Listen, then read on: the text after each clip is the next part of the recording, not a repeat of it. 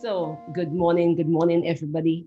Thank you for taking time to be in here and just want to have a quick update on what is happening and how things are happening on the ground in St. Vincent. At the moment, we are being joined by Sean Frederick, Marlon Young, Felicia, Alexander, all on the ground. That will give us a little view as to what they have had to deal with in the last week. I know they have had pretty long hours and a lot of selflessness given to other people and navigating the ashes and the whole commotion that's happening there. So this morning it's not about me, although my name is Kenita Placid and I'm the Executive Director of the Eastern Caribbean Alliance for Diversity and Equality. This morning it's more about Sean Frederick, who is leading Vinci Chap in St. Vincent, Marlon Young, who works with Vinci Chap, Felicia Alexander, who is also part of the management of Red Root, and them telling us what is happening on the ground, how things are happening, and what we can do to support them. And we also hope to hear some stories as to how what's happening in St. Vincent is also impacting you, other folks from the Caribbean. So without further ado, I know Maria is here. I know she may have one or two questions lined up, but Sean, share with us, what has it been like for you for the last couple of days and what's the current situation on the ground? You'll have to unmute first. Yeah, I think I get it now. Good morning, everybody. I'm smiling because I don't even know why. I don't even know why I'm smiling, but maybe there's a reason to smile because there's persons out there who are praying for us, who have genuinely reached out to us. It's not a photo op for them. It's really that they're concerned. In fact, a lot of people were messaging me. I've never met them, but they probably know of my work, my involvement in activism, particularly around human rights and LGBT issues in St. Vincent and the Caribbean. There are people who are connecting with people from the wider world who wants to assist, who is trying to send folks or to send some kind of assistance, however they want to, whether it be through us or through the government's National Emergency Management Organization. And they just want us to know what they're doing and how they're helping and actually us, maybe liaison with them and connecting with them so at least they get some level of visibility and whatever their goals in terms of the reach, it gets to where it's supposed to get. Because in a time like now, a lot can go wrong and it's really, there's no room, in my opinion, for mistakes. We had to think through the response. So even before Soufriere, we were dealing with COVID. And before COVID, while we were dealing with COVID, we were dealing with dengue. And those are two very serious things that was impacting St. Vincent. From an economic, social, in many ways. And I was one of the individuals who was doing some assessment specifically on the area that I'm working on, which is the creative and cultural industries, and then trying to get a feel of how the community is affected. So we have gotten some support from ECADE for that, and we would have helped some folks. And of course, everybody thought 2021 was going to give us a break where COVID was concerned. That was just a joke. That didn't happen. So it started all over again. And then the disease spiked. And then, people start feeling the pressure of the corona pandemic. And then Soufriere started to show some signs, which started with the smoke. And, a lot of persons wasn't really taking it seriously. In St. Vincent, we have a saying, we are the land of the blessed. And even when a hurricane is storm or hurricane is approaching, Vincentians like to say, oh, we would not be hit because we are blessed. And that that was that same saying going around from a lot of persons, but there are many persons who was taking it very seriously. For those of us who are not living in the red zone, which is very close to Soufriere or anywhere within those zones, we were concerned for those persons in the red zones. If anybody knows St. Vincent, not anywhere in the north is where most of our vulnerable people live, most in every aspect. And it was really us trying to figure out if Soufriere, in fact, had an eruption or explosion. How are we going to manage that, not just as individuals or organizations, but as a country? And we were getting a sense that things are, being put in place to deal with that from NEMO. But I think the country recognized that NEMO, as a small organization, did not have the capacity, do not have the capacity, right, in terms of fully responding to or mobilizing, so on. So they put a lot of mechanism in place. I was reached out to by a principal of the Dr. J.P. Eustace School in my community, the Edinburgh community, through a different community organization. And then a couple of other persons who are part of committees with NEMO and other organizations reached out to me and asked if I would pledge my support and that of the organization, including VinCCHAP, because some persons heard of VinCCHAP, and specifically through the Ministry of National Mobilization.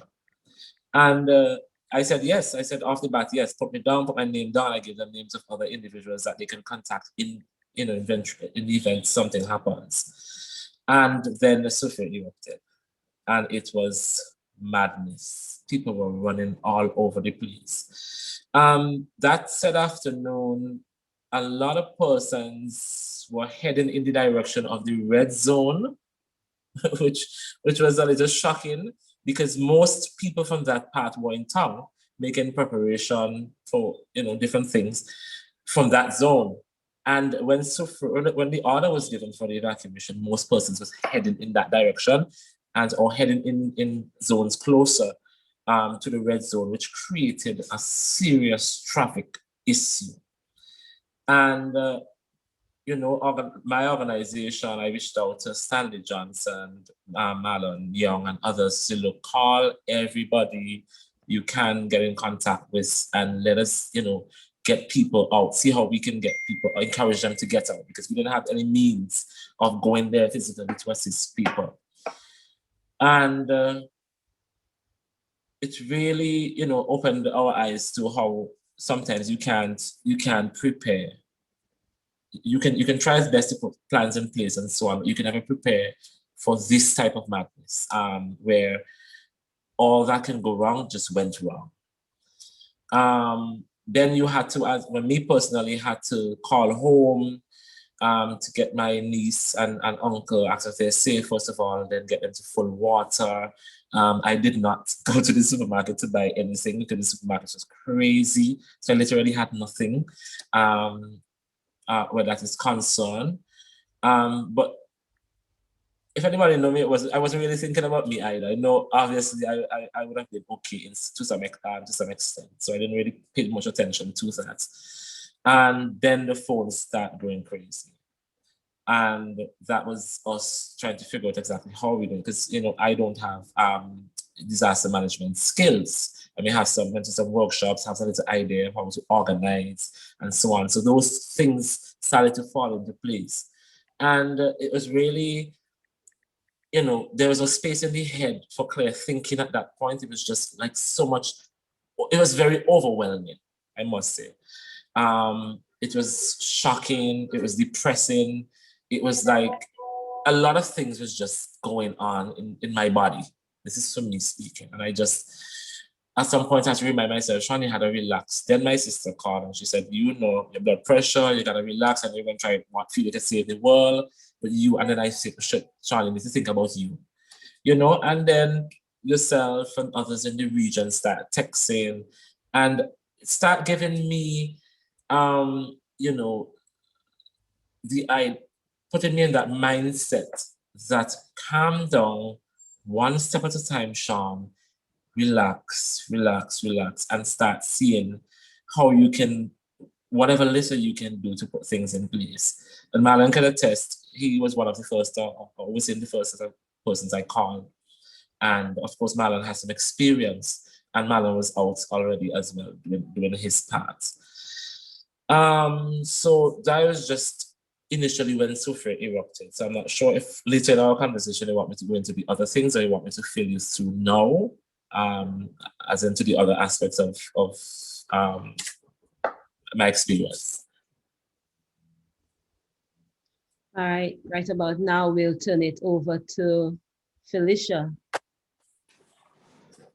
Hi, good morning.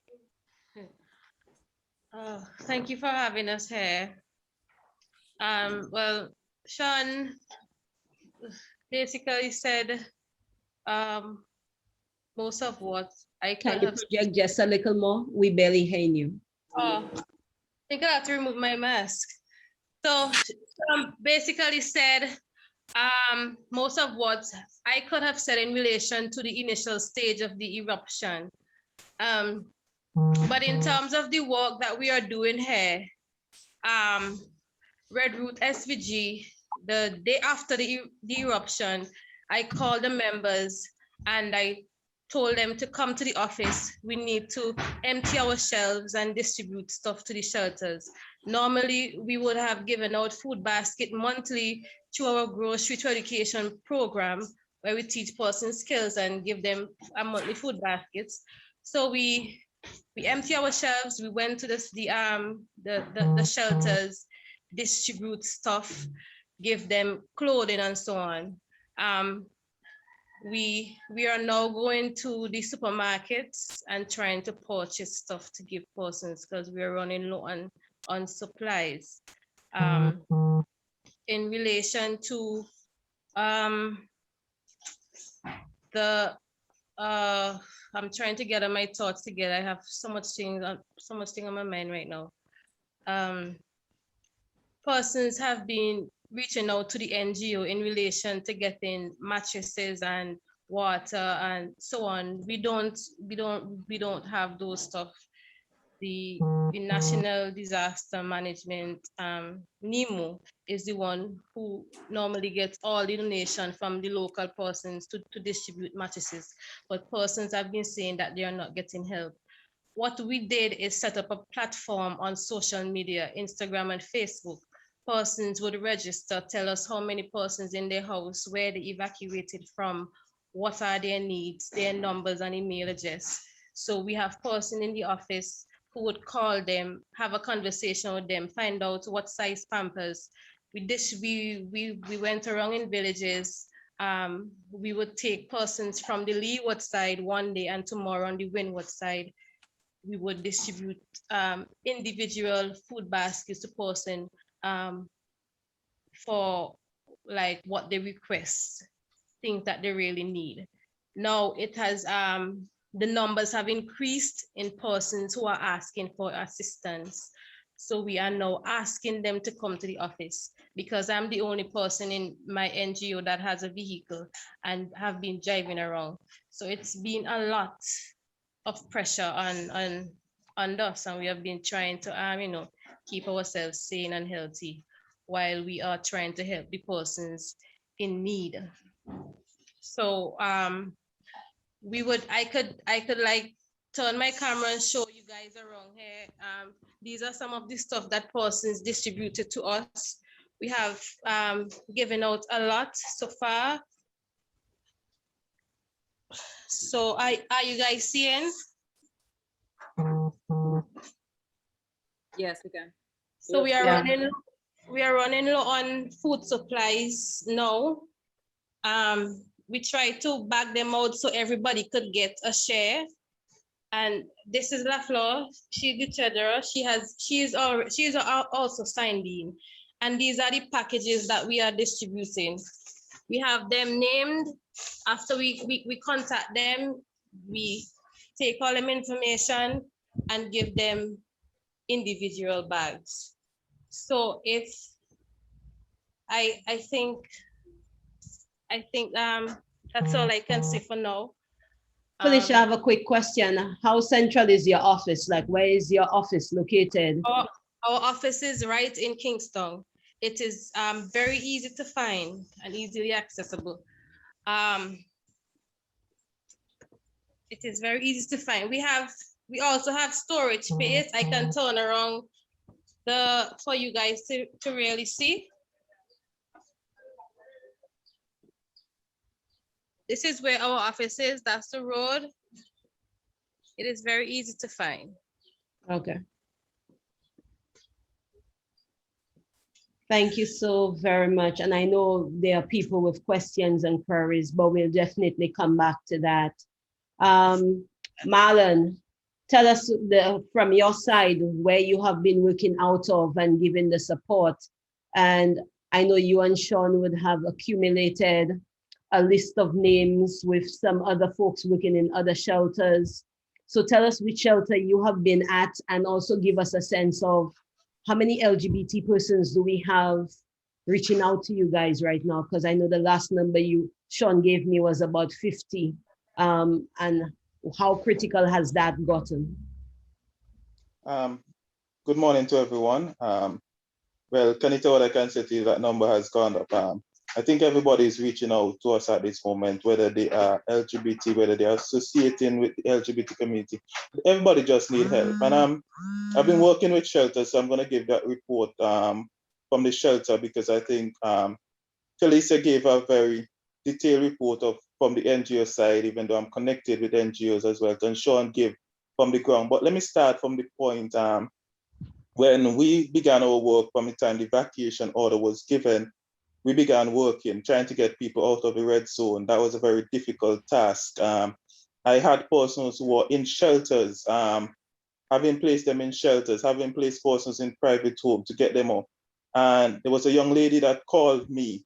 She left the shelter and was heading back home the Friday morning at about 8 o'clock. And that's when I knew of the first explosive eruption, because she called me and she was at Montyon Bridge. That is just heading into the red zone. So she said she was going back home. She called me very frantic. Marlon, Soufriere blue. And I was like, but where are you? And when she tell me that she is on the border of the red zone, it really hurts me because every work that we have done to get people out and people putting themselves back in danger. And we had to put ourselves in danger because we had to be going to the red zone, getting people out, even if we believe that there was adequate time for people to get out. We understand that transportation was a problem, but we could not leave people in the red zone. We understood the danger, even though they did not understand the danger that they were in. And we were there on the ground in all of the ash, this Saturday, the Sunday, still trying to get people out of the red zone. We still have people in the red zone who are reluctant to come out. Even the police are, well, by law now, if you're caught in the red zone, you would be prosecuted with the full extent of the law because of the pyroclastic flow that we are having at the moment. From the shelter point of view, some shelters are being managed well. I can say that. I know maybe persons have heard some stories coming out of the shelters, but there are shelters that are managed well, especially the one which I am assigned to. But there are some shelters where the numbers are great, the supplies are small. As Sean said, I think Nemo, they did well, but given their capacity, and no one really thought that this would have been such a catastrophic event. Nobody thought that it would have been this major.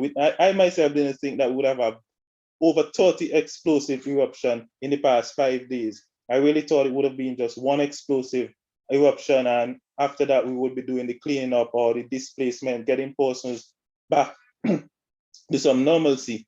But it's been real hard. People calling. I've been trying to reach out to different contacts here, especially for persons in the private home, private shelters. That has been the problem, getting food to them, getting water to them. For example, my area has not gotten water since Thursday. We're still out of water today. It's Thursday again. We have no running water. Only one time the water truck have came through this area. So it's been a lot of work. The phone, I had to decline about 20 calls since I'm actually on this interview. But people just keep calling. People want help, and no matter what little we have to give to them. We have to sometimes put ourselves out of the way. I got in about like 2:30 this morning. Had to struggle to get up to be on this call. should have been somewhere for 10, but I pushed that back. But I'm just saying that it is an experience that I think none of us was fully prepared for. And it's really heartbreaking because with the amount of displacement that we are having, the amount of persons reaching out, and we want to help each person. But there are some persons, I can say to you, Felicia, that has gotten from many organizations and is still reaching out to every organization. And there are persons who have not gotten as yet, because there was a particular young lady that we reached out to yesterday, and she has a 1-year-old, and she has received no food, no water, no pampers, nothing for that baby since she has moved from Georgetown. And it was so sad that when she reached out to us, we really had absolutely nothing to give at that point. And we said, by today, we should be able to have something for her. But the shelters, they're doing their best. The staff, we wish we can have more, but really and truly, we can't trust everybody that comes to us and say, oh, I want to help, because maybe, I don't know if y'all in St. Lucia who have heard about the stories where staff have been taking more than the shelterees have been having it. So at this point in time, that is what it's like. It's an overwhelming experience. It's to see that so many persons are without shelter. Some people don't have any home to go back to. That's another thing. Their homes have been completely destroyed, either by the flood, because the mountain rains have been totally destroyed. So the water just rushing off of the mountain range whenever the rain comes into the valleys, into the villages, taking everything in their path. The pyroclastic flow is also taking everything in their path. Roads have been destroyed, bridges being completely washed away, roofs have sunk because of the weight of the ash. And we're just trying our best to cope. I was talking to the council at my shelter, and she was saying, Marlon, I can't offer counseling at this point in time because I myself need psychosocial support. And I really understood as the tears ran from her eyes what she is going through at this point in time, because it's not an easy experience. And a lot of people, although we are being strong for them, don't understand that we need persons to be strong for us as well too. And so I'm going to stop there, because that's really the experience that I'm having on the ground, is just being able to reach out to everybody. And sometimes you just have one bottle of water given to you, and somebody's going to meet you on the road and say, sir, can I have that water? And you have to give it away, even though your throat is burning you. But it's just the love that we do this not for the likes. We don't do this for any support. I know Felicia, I know Sean, I know they're genuine person, and I know for a fact that we're not doing this for any fame or any picture on social media. We're doing this because we love our people and we really want something better for them. So everybody, I think, would have the same experience, going, working tirelessly, sometimes hardly seeing your family within a day. But as Sean said, you're going to find time to laugh. You're going to find a situation that's going to give you that push to do it more and more. So as you prepare your questions to ask us, I'll stop there at this moment. Thank you so much, Marlon, for that extensive piece. I think it's just giving people a sense of where people's mindsets are, what's actually happening on the ground. And I think Sean said it when he spoke to the capacity of NEMO to be able to meet the demand right now. And I think your Prime Minister has a very tall order for NEMO, but I'm not sure how the human resource around navigating the needs of the country is actually being met. So again, we might be in a position where the same people are getting over and over, but we are missing some people in some of the holds. And as you know, ECADE has been working well with all of you, really and truly, to try to get a sense, because I know that the Prime Minister have given directive to many of the international organizations to send everything through NEMO. But how easy is it for any of your organizations to access from NEMO to get it to the people? And I see Sean shaking his head. What's the access to NEMO as one of the organizations coordinating to really get things out? Felicia or Marlon? Sean just had to step away for a minute. All right. NEMO at this point in time, we are overwhelmed, just like us. Their staff is small. What I know is that the Ministry of Education has dispatched personnel to assist NEMO at this point in time. So you're talking, even with that capacity, as all teachers are required to contribute to shelters, there are senior ministers who have been assigned to NEMO at this point in time, whether it be search and rescue, whether it be food and shelter, whatever it is, and still it is small because at this point in time, I think it was just last night was for the first time NEMO were distributing waters to shelters, and shelters would be their first priority because these are persons that are under government care at this point in time. And to think about the fact that the first eruption was Friday morning at 8, and you're talking about Thursday night, is really and truly, you're seeing that water is being distributed.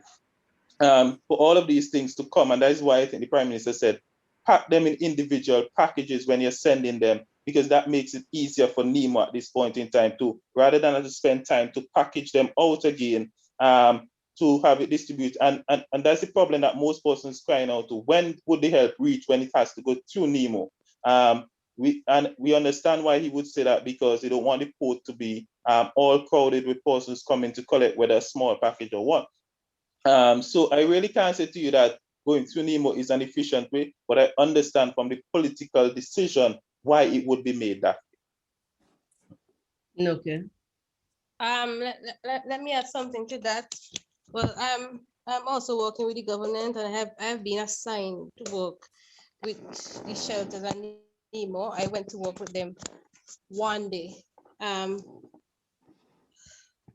Everybody would go to NEMO, but NEMO cannot reach everybody there. And what I have learned is NEMO is made up of different departments: gender affairs, health, the police, education, transport. And I went there and they told me that the NGOs doesn't have a seat in there, and the NGO is supposed to have a seat in there so that we can coordinate better. So and that has to do with they said that comes under volunteer. So I asked them, so how come no one did not how come I wasn't aware of this, and who are the persons who are supposed to form this committee so that we can have a seat on the at NEMO so things can be coordinated better. Marlon mentioned that some persons are getting things twice probably. If we had a seat there, then everybody would have been able to reach each individual, and we would know if this person is already getting stuff from this person, because we would all be corresponding, but it is not so, and NEMO and we weren't really prepared for this. So what Red Root is doing to avoid persons taking advantage, the database that we have, we collect all the information. Persons who have evacuated are the persons that we are trying to assist. But there have always been persons who are living around the area in the safe zone who needed help. So regardless if they have not evacuated, the state that the country is in, a lot of people needs help.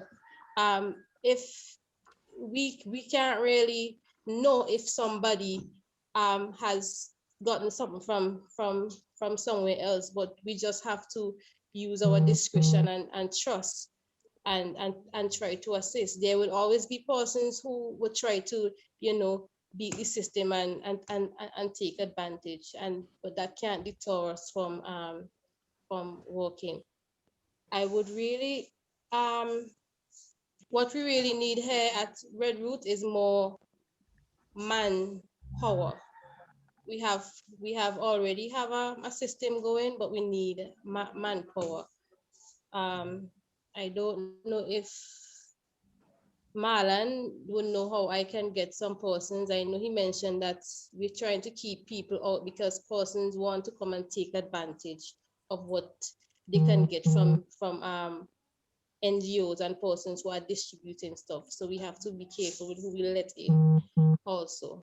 But we would really need manpower and some more supplies in relation to like rice. Right now, we cannot find any rice anywhere in St. Vincent. The supermarkets are running out of those stuff because everybody is going there to the supermarket to take stuff to the shelters.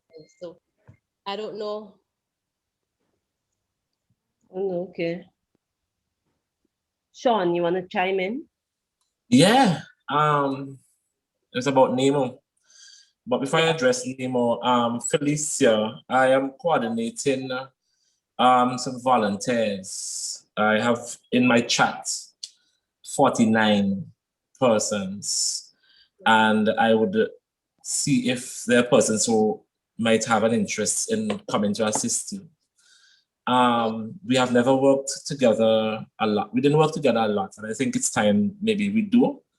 I had some reservations, but that aside, because it's not about us. We have to look at the bigger picture.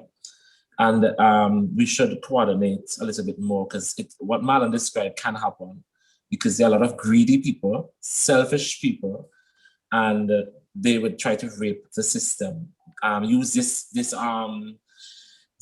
disaster to for their own personal gain, including persons who have not been directly affected. I had to address that on the radio this morning.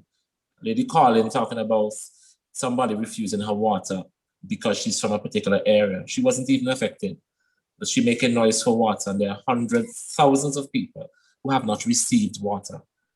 And it is getting to that stage where people see a lot of stuff coming, and everybody's minds are, how can I get some of that? Now, with NEMO, I've been a member of NEMO for a very long time, because as a community leader, my community group, the Urban League, we were on the Shelter Management Committee and Community Response Committee in terms of mobilization for my community. And it's always affected once there's a disaster.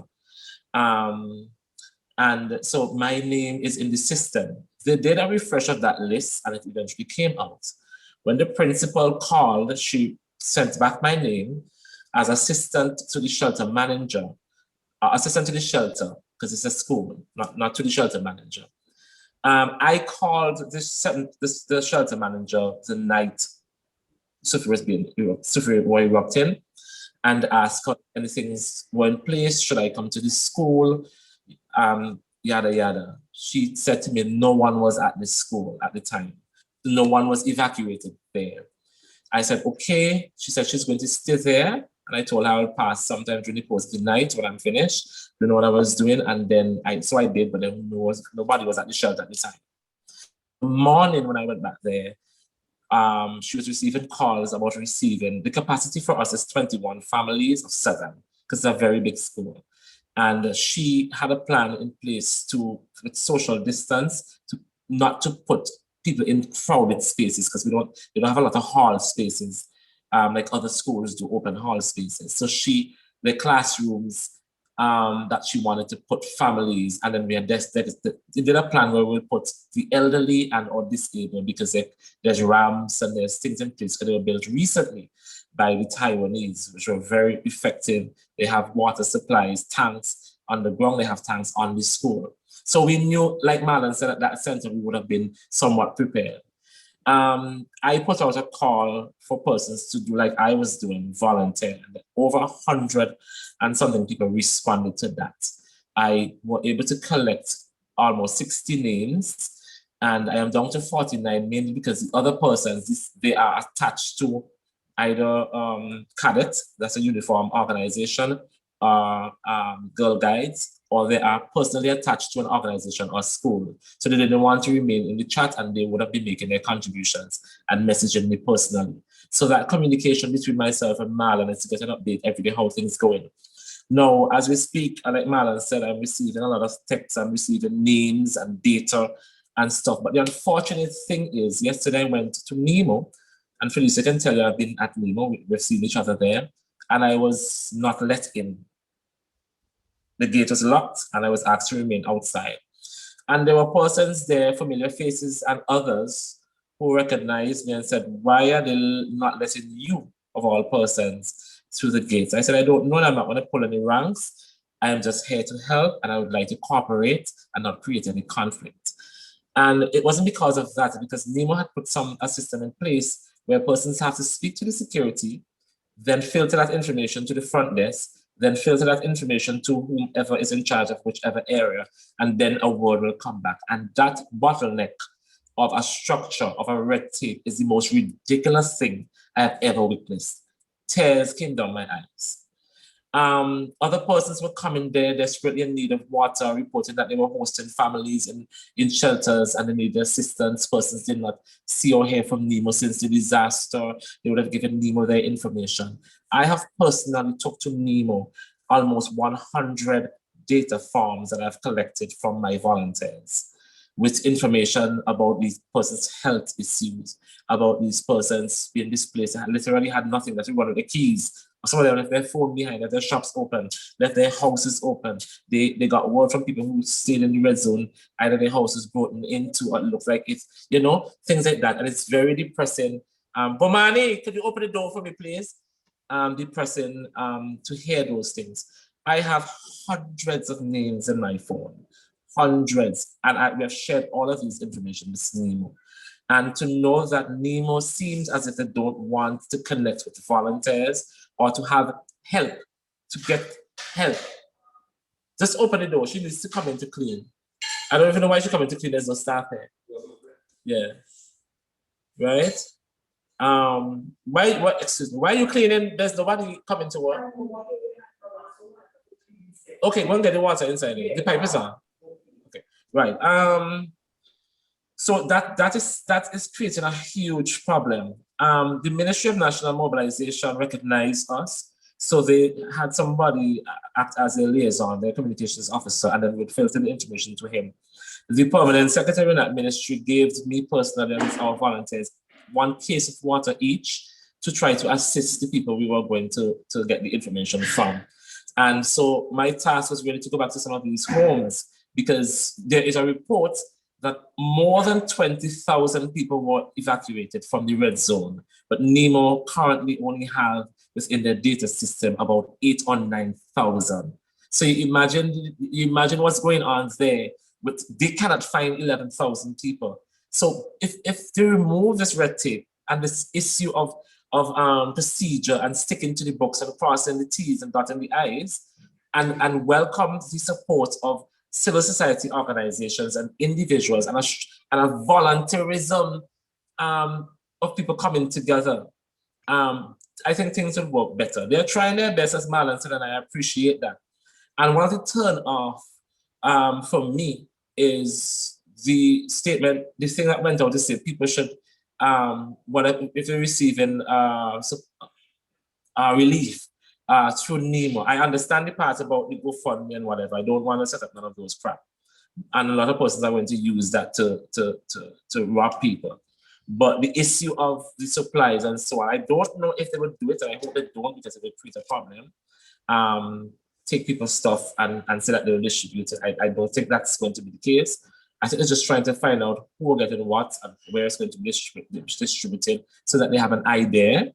And maybe as well as Marlon and Felicia mentioned, with reference to not giving the same people and so on and so forth. So share information, it's very important. Because I learned from the permanent secretary yesterday, she is giving NEMO the information we are giving her.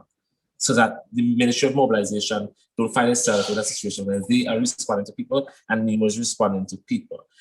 They are expecting supplies, that's the mobilization, and she promised to, especially those homes that the reports, large families, 12, 20, 26, 16, 9,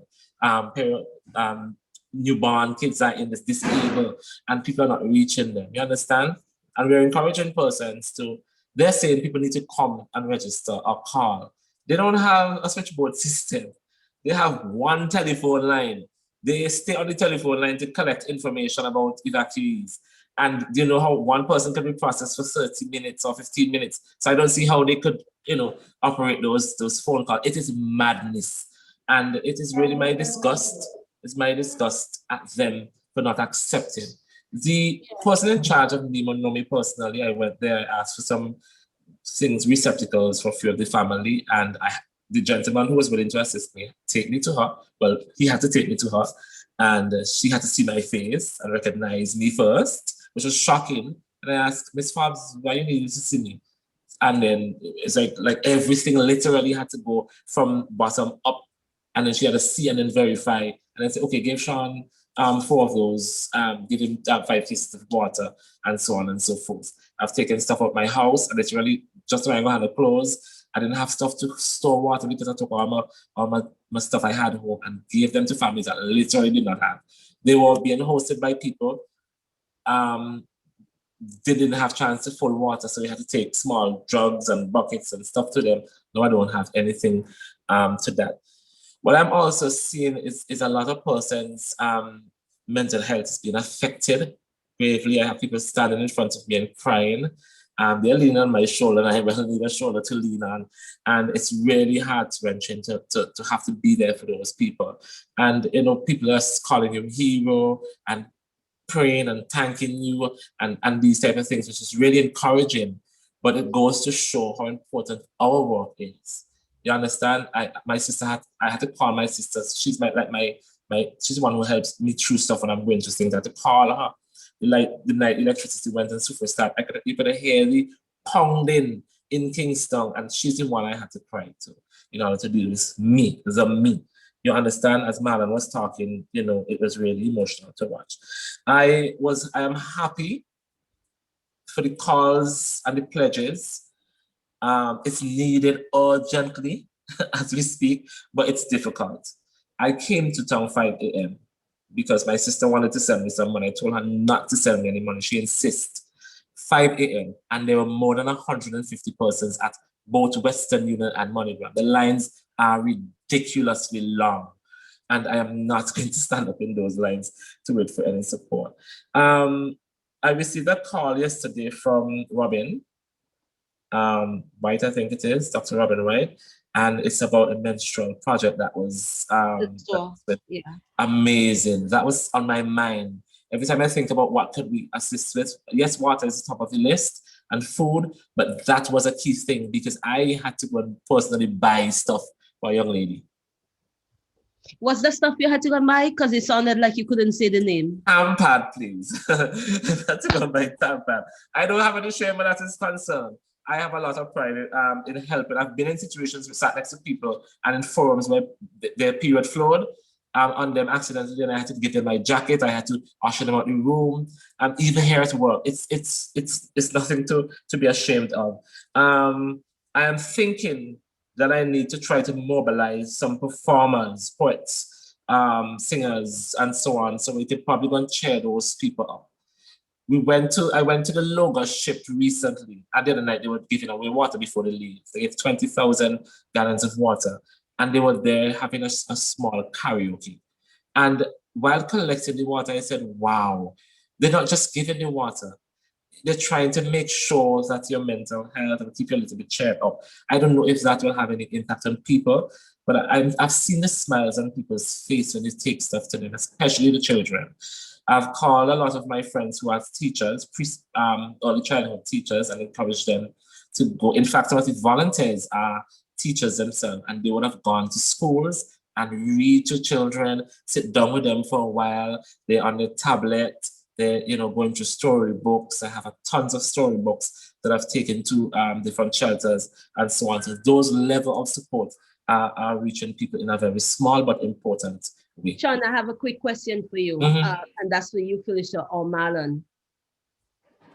ECADE is right now mobilizing. We have about 2 pallets of stuff that's coming to you and Felicia for distribution. I know it is not a lot based on what you have just informed us. That word does not exist in our context. But it's more than enough. We take whatever we get. What we worried about is when it gets to the port, ensuring it gets to you. And so right now we're securing, putting it on a boat with your names on it, that y'all would be able to pick up. Is there, apart from having a manifest, is there anything else we need to send to ensure that it gets to you and it's not taken up by the authorities? Not sure, but the memo that came out from the Prime Minister's office, the line said established civil society organization. I don't know if the government has an idea who is an established civil society organization, because non-state actors in St Vincent, the non-state actors mechanism is really no more. St Vincent was built on non-state actors, on civil society organizations, NGOs. We were built by that. Most of the infrastructure was put in place because of NGOs. So that's my worry, right? But I am going to the Ministry of Foreign Affairs to speak to them about that particular thing. And Felicia, you should probably do that as well, to let them know we are expecting things from St. Lucia, and I think I might be getting a package from New York as well. But to find out what's the procedure and making sure that when it arrives, there is no issue where that is concerned. Because all hell go break loose.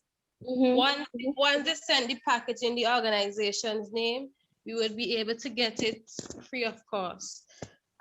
We just went and cleared some stuff. Some of these clothes we have here, these used clothes were sent to us from England, and we went to clear them 2 days ago. We didn't pay anything.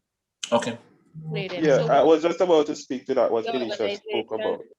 Once it's in the organization's name and it is registered. Registered, yes. Once it's registered.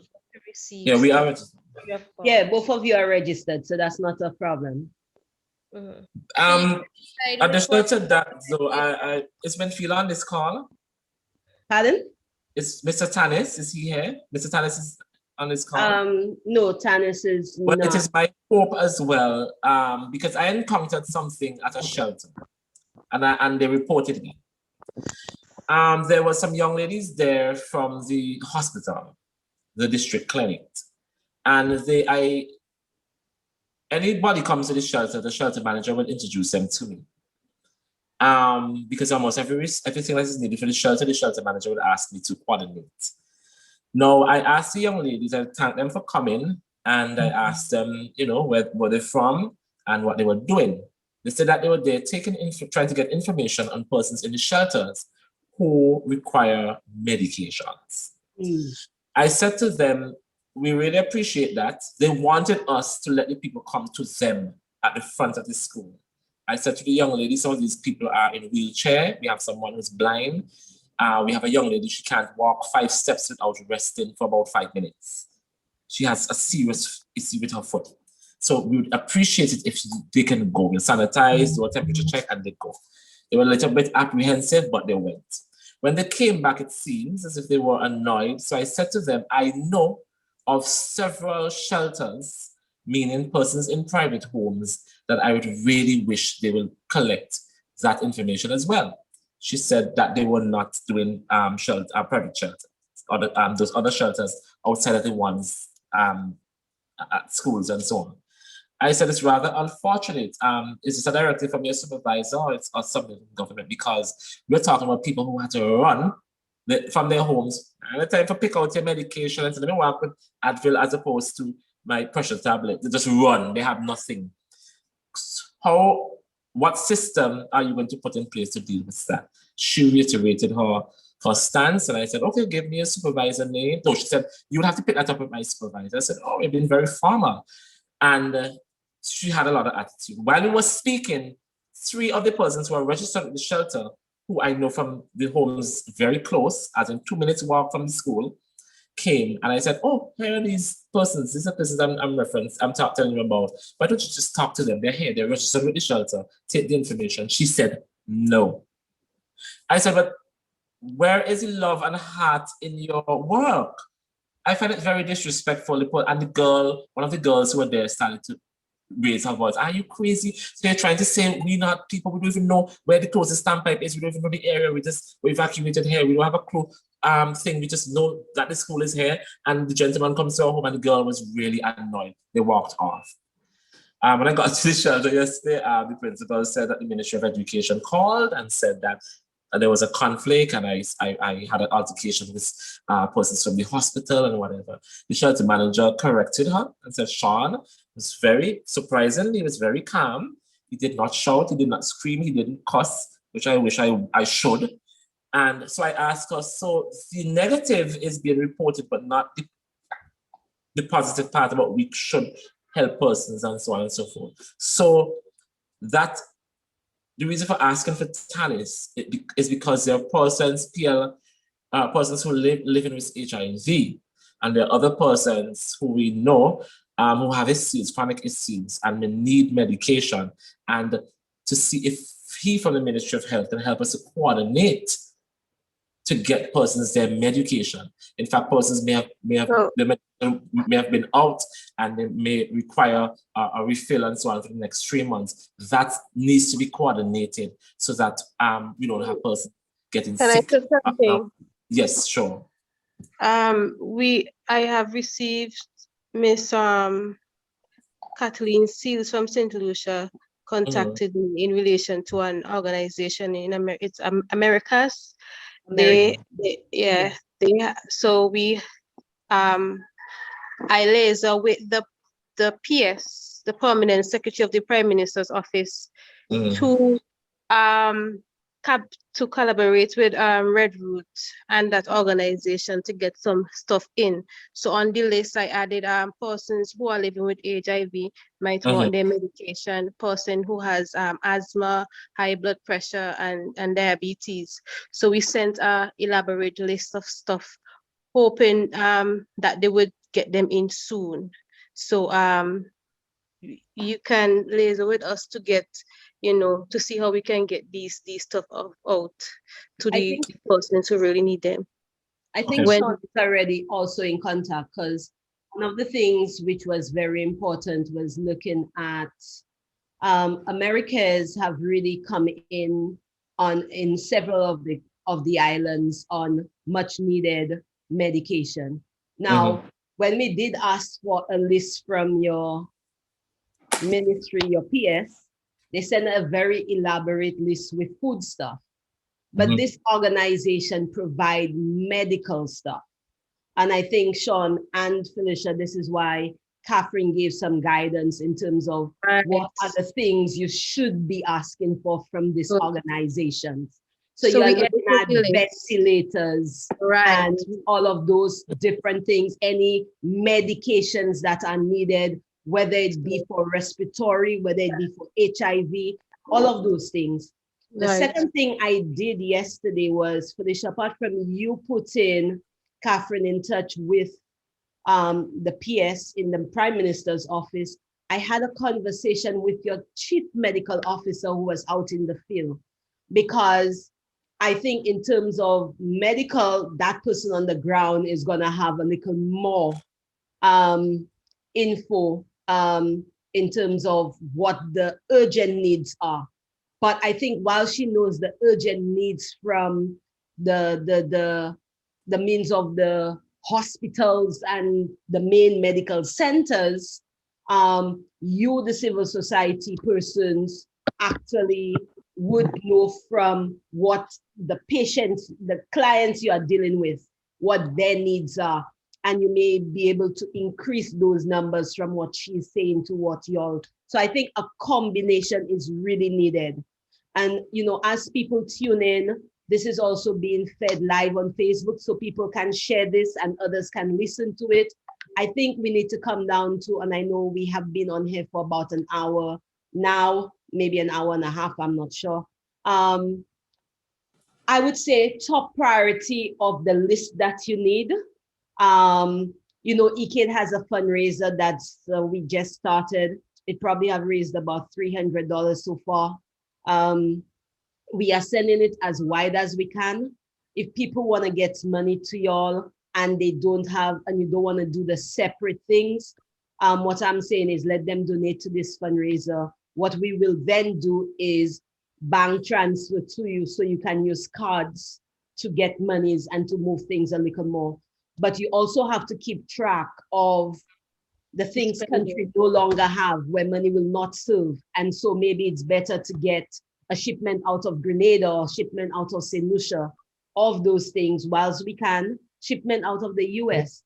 Right now, ECADE is also waiting for, we have ordered you about 1,000 masks, which is for children as well as adults, some additional filters for them, because we know how thin the ash is. If I walk through my front door, you'd see the state of my balcony, because we get in ash all the way here in St. Lucia, different degrees, but we are getting it. So our air is also a bit changed. And And I think, as you know, Barbados is probably the most affected beyond St. Vincent, but other islands are getting that impact.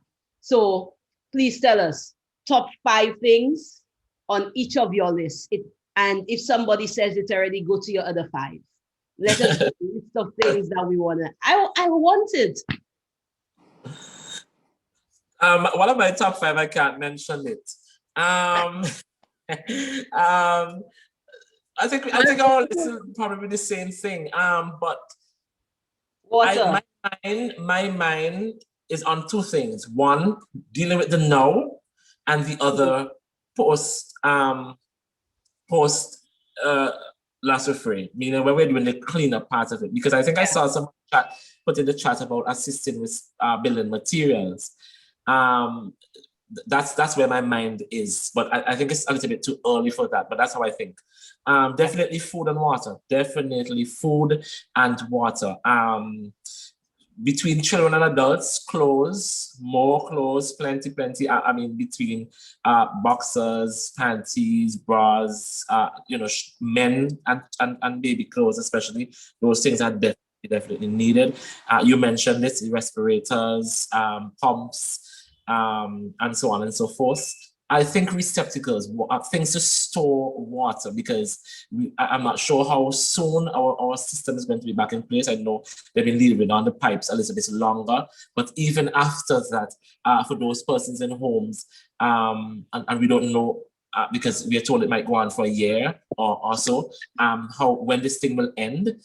So I would think buckets, things to store water, is definitely one up top of my priority. Blankets is really a need. Blankets, because I've been taking pallets to some of the shelters that have mattresses, and some of the shelters don't want to put people on the floor. The cots themselves are a little bit rough, so the pallet initiative, we asked a lot of persons on the ship, the boats, and at the ports to give us pallets. We've received a lot, take them to schools, and they've become very useful, because you can use the foam or the mattress itself, and persons are using them to sleep on. So that's basically my need.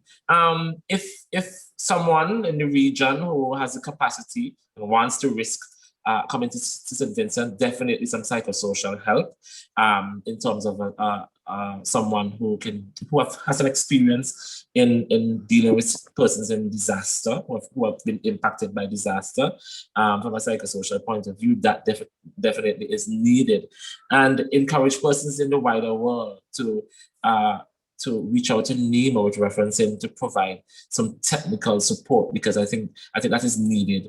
No matter how much degrees they have, they won't get it right by themselves. So they need that level of technical guidance and support. And I hope they're willing to accept it, so then at least they could be, they could be pointed in the right direction to responding or putting together a smooth, close to smooth organizational response. Yeah. Okay, I think Sean said most of what we really need. His needs will be also our needs as well. But something that has been hindering us right now is that the transport system is not really working. And as I said, there are persons who really need our assistance, and it's difficult for us to get to them because of the lack of transportation. And I have a car, and because of the ashes, we can't travel to certain places on the island.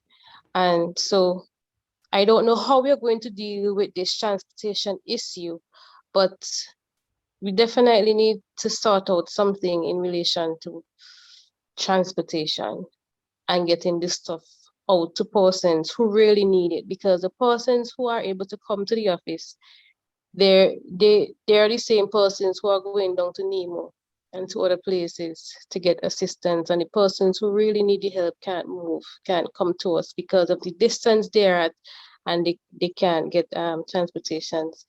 So one thing that we really need is food. Red Root, we are always distributing food. We need food, rice, sugar, flour, things to go in bread, like peanut butter and those things. Vincentians love peanut butter and jam, and sausages, and cocoa. We like drink cocoa tea. So we don't really like tea bag, but you could send tea bag too. But yes, those sort of things. We could use rice and use flour with and make some sugar bakes with the oil. So those sorts of things. There are persons who are sending stuff from overseas that people here don't really use, like rice pudding in pans and those things. We are very grateful for them, but please send stuff that like I know they say beggars aren't choosers, but send like peanut butter and sausage and oats and cornmeal, those things, please. Thanks. I'd like to add to Felicia's list. I know she forgot them. Pampers, pads. That was taken out So, of oh, my you have list your now. list. Sorry, man. I mean, sorry. Go ahead. Go ahead. Towels Let also. Marlon give his list. Y'all jump in. So because I've been in close connection with private homes, private shelters, let me not say private shelters as they're called, and the government shelters, things like sanitary napkins, female package, we have put together some and distribute them, but that has been an issue. Female packages, towels, we need, well, Sean spoke about bedding, and that has been another problem that we've been encountering. Well, I think food would be number one on everybody's list. Quite clearly what Felicia said has been a concern, because even some of the things that we have received, persons are saying, but we don't know what those are, we don't eat that. People still are going to be picky, not because of they are in a very vulnerable state, mean that they would accept every and anything that you give to them. So if we can put the persons in the private homes, private shelters, as they said they are called, in the private shelters, things, microwavable stuff, I think would be something, tin stuff as well would be better for them. Well, we're out of rice. I can confirm that with Felicia. Sugar is running low in St. Vincent as well. So if we can have the basic commodities that we need for, baby milk and cereal for the babies, the Nestums and so forth. That's another thing that those who have young babies are asking for, because there's I think this lady with a twin, at the moment she's only giving them the milk, sugar, and water, because the baby is not drinking the cocoa and she doesn't have any of the Nestum and so forth. The baby is not drinking any other thing that she gives to these babies other than if she put the milk, the sugar, and the water. So that's what she's been feeding her child on since she have evacuated. And I'm trying my best to not be emotional here, but because it's very hard to visit these people, hear their stories, see that they really need the help, and we have limited resources. There was a baby at a particular shelter that was sleeping on one blanket, a 1-year-old, only one blanket on the ground. And that is what really moved me when I saw that. You understand that only one blanket, that we had to get some other blankets, about 3 or 4, and give the mother and said, try and pop it up as much as you can. So bedding is needed in that sense. Something, sorry, are you finished? Yes. Go ahead, Felicia. I'm gonna when I was at the shelter, when you're speaking about that, I was trying to control myself also, because persons have been asking me for slippers. Yes. A lot of us are not focused, that thinking that these people run leave the shoes. All it was showing me, miss, I really need the slippers, my slippers bust. And I came down to town to get one for her from one of my friends. So I was gonna say shower like packs as well. And so on. Flip-flops, whatever. Yeah, because of the shower condition, that is needed. Because they're in school and the showers aren't necessarily clean. You know, it's government built, and you know I visited some of the shelters that have showers, and people can't go in them showers bare feet. Because what is our fear now is not that we are going to suffer from the volcano, is we are going to suffer from different illnesses due to the volcano. Especially with all these tin food that we're eating, person's blood pressure is going to go up and so on. And so we have to think about the effects, not from the volcano, but from us congregating, and now we are eating certain things, and the stress the stress and with the dust and everything. So health is going to be an issue here with persons in St. Vincent in a few months from now, a few weeks, and it's already happening. So we have to think about how we are going to fix that.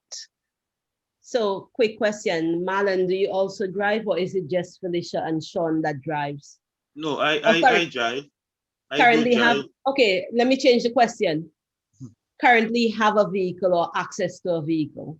No, I've been using my vehicle to get up, but when I'm going into like, well, we haven't gone back to the red zone since, but we were using a Jeep. But for now, I'm just using my vehicle to get around and do as much as I can at the moment. Just now I won't have a vehicle. What No, happened? the No, ash because has got into to- the air filter. It Yeah. started to make a lot of Yeah, noise. well, what I do every I morning put out before I the leave shit. is I would take out the filter, get the dust out of it, and I put a mask over the ventilator, so it doesn't pull in as much ash to the filter. And oil, I need to change my oil as soon as possible because I've been in the dust and what's. Yes. Marlon, can you come and do that for me, please, with my car? I haven't done that. I don't have a clue to my mechanic promised to do it, but my system is Minister, that won't be today, kick off probably with Friday. time. Remind me tomorrow. Okay. Won't be today. I'm already booked out for today. Okay. So I have Guys, to- I know the hour we have taken of your time is an hour away from people on the ground. Yeah, But I have a lot. Yeah. we really wanted to get a sense of some of the things you have had to, some of the stories on the ground, how people are seeing things, how people are hearing things, how you are feeling. And I felt that creating a community on this Zoom that lets you know that you have support out there was one of the things that really we can bring to you at this time. No, we at ECADE is doing everything we can. We know connecting with Catherine Seeley, who is the director of Raise Your Voice in Nusha, but working with Americares to bring medication into you. Against in Nusha is doing the sanitary napkins, sanitary products campaign, again, thinking about how to mobilize that. We are also reaching out to different institutions to see some of those donations. And at this point, it sounds like products makes more sense to you on the ground than money, seeing that some things can no longer be found. Yes, purchased here. Yes. Yeah. All right. Needed. We have to buy gas. There is the problem too. Money is needed. We have to survive. There is the problem. Yeah, we have to buy gas in truth. May eat a good food since this thing happened. I can't even pat food. I just made junk and snacks. I had a good shower since, Sean. So, I smell like a goat. Kenita, I don't know if you would permit me to thank some of the persons who have been already helping. We have a PLHIV account and persons that we have raised about $1,400 so far on the PLHIV account.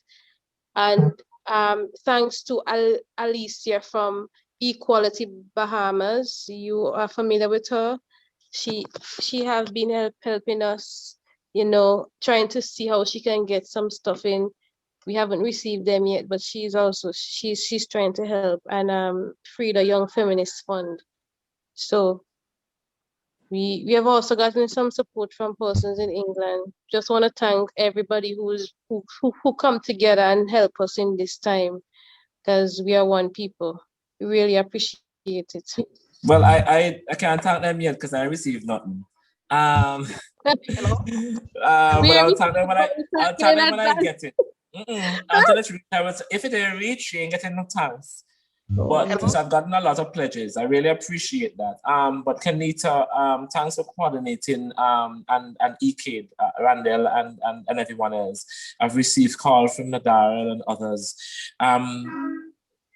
Anel from Dominica. Yes, Anel too.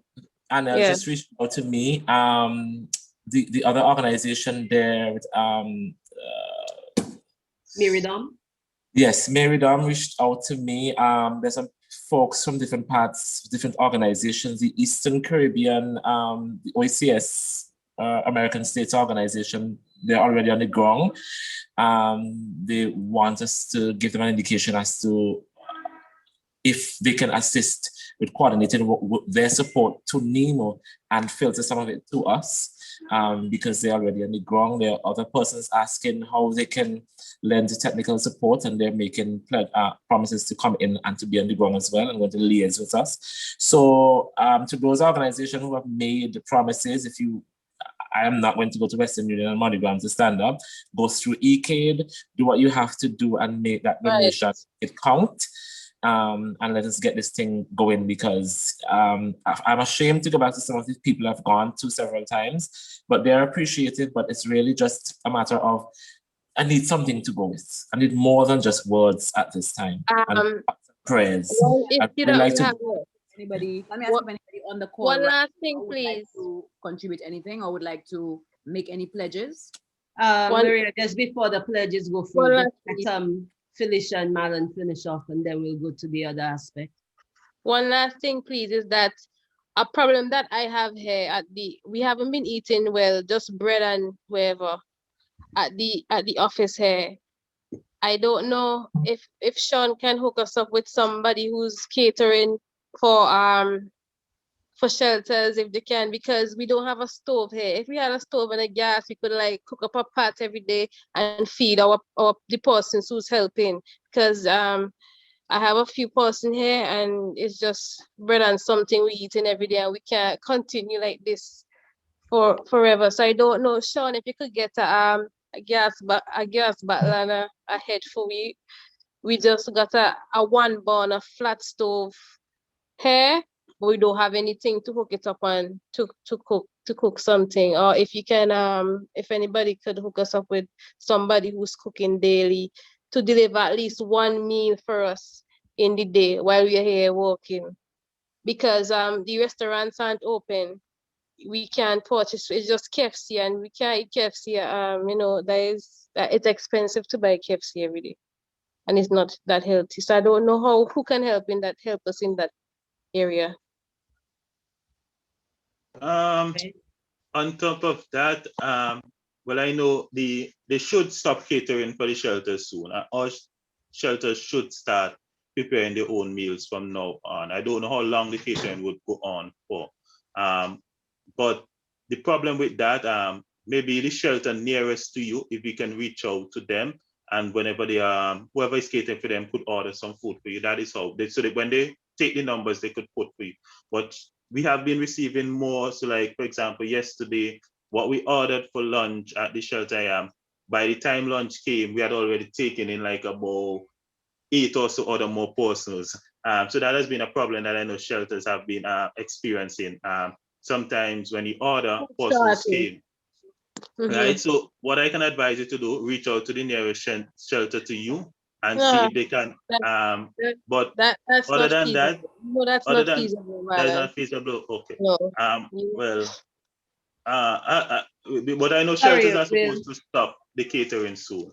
We'll attempt to troubleshoot that offline. We'll get back in touch with you, Felicia. But I saw Sean, I'll speak with you and then we'll speak with her in terms of a possibility. I know people need to start getting off this call. And like Maria indicated, we just want to see if we have any pledges here. Anybody who wants to say something quickly before we close off the call. And I see Petal's hands up. Let's just take this first call. Hi, hello everybody, and thank you ECADE for providing this space so that other persons like myself could know what is actually happening on the ground. Hi Felicia, Sean. Hi. I was wondering as I was listening how an organization like Petal could assist. And thanks for this, because I know that the needs that you all have, and I was thinking the same thing. I think Felicia said it in terms of stores not having stuff, and it is easier. So I see that ECADE has something up where donations can be made in the form of monetary donation. So thanks for that. And I'm so pleased to know that you all, Sean, Felicia, and the guy Marlon, I have met him before, but I have met Felicia and Sean, and I'm glad to know that you all are okay and you are mobilizing and doing what all needs to be done. So I am thankful that you all are okay and doing that work. So I will be committing Petal to something, and we will be donating that monetary donation to ECADE, who I know will be getting all the stuff that will be needed. Thank you for your commitment. Simone. Thank you very much. Thank you. Thank you, and hi. It's nice to hear from you as well. Is there anyone else who'd like the floor for a minute before we bring this call to an end?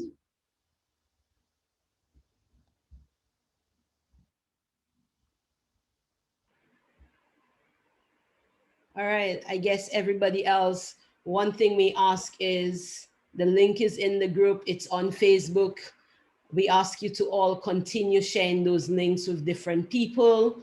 Also let them know that if they do want to send stuff to St. Vincent, we will actually be posting the addresses for both Red Root and for Vinci Chap to make sure that things can be sent. I heard your government gave an announcement that says there is concession on all barrels and boxes coming in. I'm not sure for how long, but I guess this is the time to get things going. Coordination, Felicia, Sean, Marlon, I don't think I can say a big enough thank you for all the time, dedication, commitment, not to just check in for yourself, but for serving others. It's one of the most selfless things one can do from a selfish point of view, because you're really putting yourself out and beyond. And, you know, one of my only requests is to all three of you is continue keeping safe. Continue checking your own health, because if you're not on top of your game, you cannot be serving others. And so I want to send you all the love from St. Lucia. Let us know if it becomes too much, you need a day off, do so. I know your phones are going off the hook, but you also need to be well in order to serve others. So just remember that small point. And lots and lots and lots of gratitude from me and from many persons who couldn't be here today, who would like to be, but had conflicting calls. At this point, I would just, as we're about to end the call, open it again to anybody who wants to say thank you or wants to say goodbye to you. This is your moment. Hey, good day, everyone. I just want to thank Sean, Felicia, and Marlon for your service to your people. I will personally be donating and am looking for resources here to help assist with donations for the people of St. Vincent. And just God bless you. Stay safe, stay strong. You're amazing. Yeah. Thank you, Lavon. Thank you. Thanks, Lavon. Haven't heard you in a while. Thanks. All righty. Again, any last words from anybody? I don't like how you're saying last words and those things. Like if something's gonna happen. Last words on the call. Last word on the call. Take care, Felicia. You Listen, could, we I'm can't gonna afford. I just think we all need to recognize this is only the beginning. We are a long stretch away from recovery to any sense of normalcy. And for Felicia and Marlon and others who are out there, because it's not just ourselves, there's hundreds of persons giving up their time and so on. is we have to also think about dealing with COVID, because COVID is still there. There's no social distancing. Intentions are just a special kind of people. They're somewhat reckless. It's business as usual, you know, and we have to think about that as well as while we think about dealing with La Soufriere issues. So I would hope that the grant would remain. I'm talking about post. Currently, what we're going through, dealing with helping with the recovery, because it's building putting back people's lives to normalcy. I think I shared a picture in the group chat. I show a before and after of one of the most vulnerable village in our community, what it was like before and what it's like. And that was before when I shared that picture, it has changed in other parts as well, drastically. Infrastructure, houses gone. So that is the part that I think our focus needs to be in, mobilizing more support regionally, internationally, so that St. Vincent is going to get a lot of support. But when these things happen, a lot of people are forgotten. A lot of people are not reached. Assistance, some benefits more than others, which is very selfish. But it's within human nature. People always look for themselves first. There are not many persons like us who look for others before themselves. So just keep us in your thoughts and prayers, and continue to do what you're doing. We really appreciate you. I just have one last thing. I hope that everybody in the Caribbean and so on would use us. We notice what has been happening with natural disasters, and NGOs, we are not prepared, and there are certain restrictions. I think that we all should try to put something in place in case of something like this. If something like this should happen, and you know, have a plan, because persons are running to the NGOs now instead of the government, because they're failing us, if I should use that term. So urging everybody, all the organization, we should have a plan in case of a disaster management plan, so that we won't be caught off guard and we can support our communities better. That's it. Thank you very much again for having me. All right. Thank you. I think to build on what was said by Sean and Felicia, what really is most frightening to me is that in 5 weeks' time, the hurricane season begins. I don't know if any of them have thought about that. And given the vulnerability of our island at this point in time, I don't think that if any storm comes our way, we can really withstand it at this point in time. So I'm hoping and praying that the Almighty allow us to pass the hurricane season with no damage whatsoever. But it is indeed, we have to fight COVID. We still have dengue. We cannot forget that dengue is still a problem for us. COVID is still a problem for us. And other social problems and ills that we have been facing have not gone away. I think this situation have only magnified them for us at this point in time.